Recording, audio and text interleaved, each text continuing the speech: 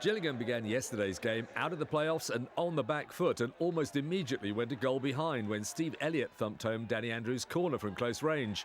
Hard as they tried, Gillingham had to wait until the 86th minute before they equalised. Cody MacDonald heading home on the rebound after his first effort came back off the bar. In the 90th minute, Adebayo Akinfenwa got behind the Robins defence and put in a pinpoint cross for MacDonald to head the winner, to the delight of the 500-plus travelling fans. He showed fantastic character to come back from that. I know it was late on, but you know, we did have opportunities during the second half where their keeper, to be fair, made some fantastic saves, and we thought perhaps it was going to be one of those days where, you know, we just couldn't get a goal. And in the end, all the time you've got a player up there that's going to get goals for you, you know, you've always got a chance. And given the fact that they won on the Saturday, it was important that you went to Cheltenham and won yesterday. Yes, it was. We had to win that game, and I think until about the 84th or 85th minute, it looks like we were going to come away with nothing.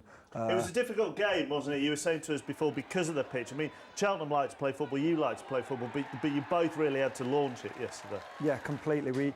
We'd been told before the game that the pitch was in decent condition, but we went out there, and obviously Gloucester play their rugby games on there, and with the warm weather as well, it's just ridiculously bobbly. Alan Julian was probably grateful for the bounce of the ball. Exactly, bounced up into his chest. But yeah, it was just a complete long ball game, and we've got Cody MacDonald to thank us for. Well, yeah, there was Adi Akinfenwa there with that chance. There's another chance here as well. I think they came from Curtis Weston.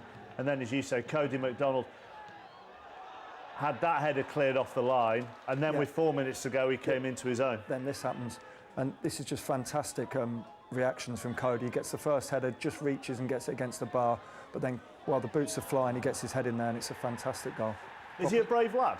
He's a very brave lad, yeah. He's come into football quite late. I think he's 24, 25 now, but he played non-league, got a good move to Norwich, and then has come to us as part of the Simeon Jackson deal. I think he's on loan for the season, and I would imagine Norwich will want to take him back and have a look at him.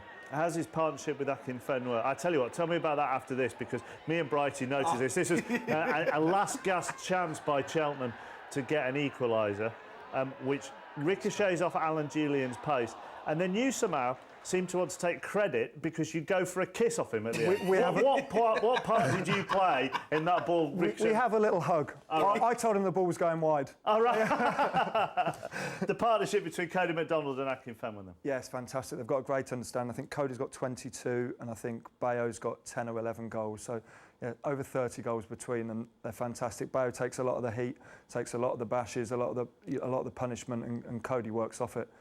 Although I'd expect him to take most of the bashes and most of the punishment, wouldn't you? He's got a frame for it, that's what he's got. It's a great testament to the team, though, you know, 1-0 down, 2 goals in the last 5 minutes. Yeah, I think it was 85th and 89th, something like that. That's the drive when you're going for promotion, that you can produce that.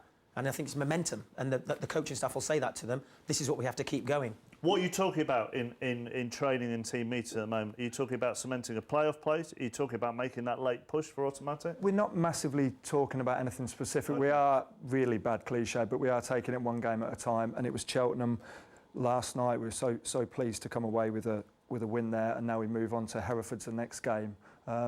We've got 2 or 3 games coming up, all against you know, the bottom teams like Hereford and Barnet and Lincoln. The teams who are scrapping, so they're not going to be pretty games, but such as the Cheltenham one was, we've just got to come out with 3 points.